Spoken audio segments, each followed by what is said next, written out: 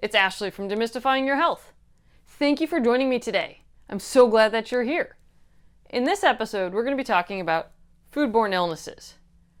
Whether you're getting together with family for the holidays, or you're just going out to eat dinner with a friend, or you're even making dinner at home, foodborne illnesses can happen literally anywhere, despite best efforts to avoid them. So, what are these foodborne illnesses you should be on the lookout for, and how can you prevent them to the best of your ability? Foodborne illnesses are anything that causes an infection in your gastrointestinal or GI tract. And there's a wide variety of causes here. You can have bacteria, viruses, parasites, or chemicals. All of these can be found in the food that you consume. Usually, foodborne illnesses come on suddenly, last a short time, only a few hours or days, and they will often clear up without any treatment. Medical treatment meaning you don't usually need to go to the doctor. And foods can be contaminated at any point, whether it's during growth, harvest or slaughter, processing, storage, shipping, preparation, cooking, or refrigeration. Cross-contamination is when that a non-infected food comes into contact with either a food or surface that is infected. And cold foods that are not kept cold enough, or warm foods that are not kept warm enough, is often a common reason as to why foods become contaminated. When it comes to the different types of things that can cause foodborne illnesses, with bacteria, these naturally occur in different products, meat products, fruits, vegetables, and so it's through the process of preparation and cooking that we actually get rid of these. Some common types of bacteria that can cause foodborne illnesses are Salmonella, E. coli, C. jejuni, Listeria, Vibrio, and C. botulinum. Virus and parasites are more likely to be passed along through the contamination of food with stool. Most often people shed this type of virus in their stool. So if someone goes to the bathroom, doesn't wash their hands well enough, and then prepares food, there could be the transmission of either a virus or parasite to the food, which then someone else ingests. Some examples of viruses that people are afflicted with commonly are norovirus and hepatitis A, and some parasite examples are C. parvum, Giardia, and T. spiralis.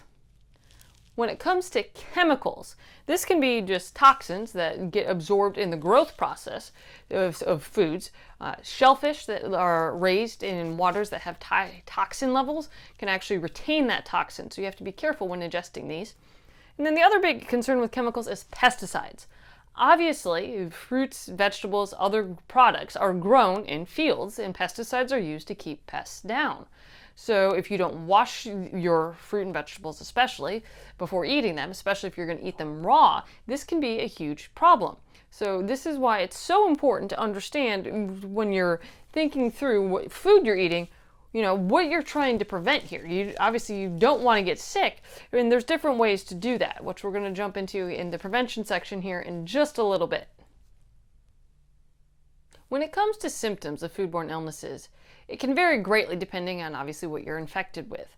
But some of the most common type of symptoms are obviously nausea and vomiting, diarrhea, stomach pain, fever, and chills. And these symptoms can range from mild to serious, depending on obviously several different factors. While anyone can be susceptible to foodborne illnesses, elderly individuals, children, those with weakened immune systems are more prone to having serious issues if they contract them. When it comes to treating foodborne illnesses, the big thing you want to be able to do is prevent complications. And the number one complication is dehydration. And this results obviously from the loss of fluid from the vomiting and diarrhea that you experience. So, for this, you want to keep an eye out for the signs of dehydration, which would be that you have excessive thirst, you have infrequent urination. When you do urinate, it's dark in color, you feel fatigued, lethargic, and that's for adults and obviously older children. For infants, if they don't have tears, they don't have a wet diaper in more than 3 hours, if they're unusually irritable. So if you notice any of that, that's a huge problem. And that means you need to go to the emergency room. So that's what we're trying to prevent. And there's some ways that you can do this. The first one, obviously, try to stop the diarrhea. And this can be done with over-the-counter medicines, such as loperamide or bismuth subsilate. It's important to note that if you have bloody diarrhea, don't take any of these. You actually don't want to stop the diarrhea at that point. If you're still vomiting, you can suck on ice chips or sip clear liquids. This can help try to get some of that fluid volume back into you. Once the vomiting stops, then you want to switch over to drinking plenty of liquids as possible. And these are things like fruit juices, sports drinks, non-caffeinated beverages, anything that's going to help replenish just what you've lost, plus those electrolytes. That's incredibly important. And then, once you're feeling better, you're not vomiting as much, or you're not vomiting at all, you can gradually start reintroducing food. Key here is you want to start with bland food that's easy to digest. So we're talking things like toast, rice, bananas, applesauce. So anything that, as I said, is bland and it's not going to be hard for your stomach to digest. You don't want to have anything that's got a lot of sugar, fatty foods, anything like that until you're 100% better. Because sometimes if you actually take those in too soon, it can cause a relapse of the symptoms, which obviously you don't want that. So, when you should go to the ER, these are some key things to keep in mind here. If you have any signs of dehydration, prolonged vomiting, diarrhea that lasts longer than 2 days in adults and older children, but 24 hours in younger children, severe stomach pain, a temperature that's above 101 degrees Fahrenheit, stool with blood or pus, stool that's black or tarry, or any neurological changes, that's when you should be going to the emergency room. That's a sign that you're in severe medical distress and you need help that's above and beyond what you can do at home. When it comes to preventing foodborne illnesses, the key thing is to properly store, clean, cook, and handle food. So here are some tips to do that. With perishable, raw, or cooked food, it should be refrigerated or frozen immediately. If it's left at room temperature for over 2 hours, it's unsafe to eat because bacteria and other things that could be in it will multiply rapidly during this time. And it's important to note that your fridge should be set to 40 degrees Fahrenheit or lower, and your freezer should be set to 0 degrees Fahrenheit. And you want to be sure to cook foods long enough to kill any microorganisms. This is especially true with poultry, which all of these temperatures are the internal temperature. So if you don't have one of those little thermometer things that you can check an internal temperature of meat, you definitely should get one. So poultry should be at 165 degrees Fahrenheit internally once you're done cooking it. Ground either beef, veal, pork, or lamb should be 160 degrees Fahrenheit internally. Roast steaks or chops of beef, veal, pork, or lamb should be 145 degrees Fahrenheit internally.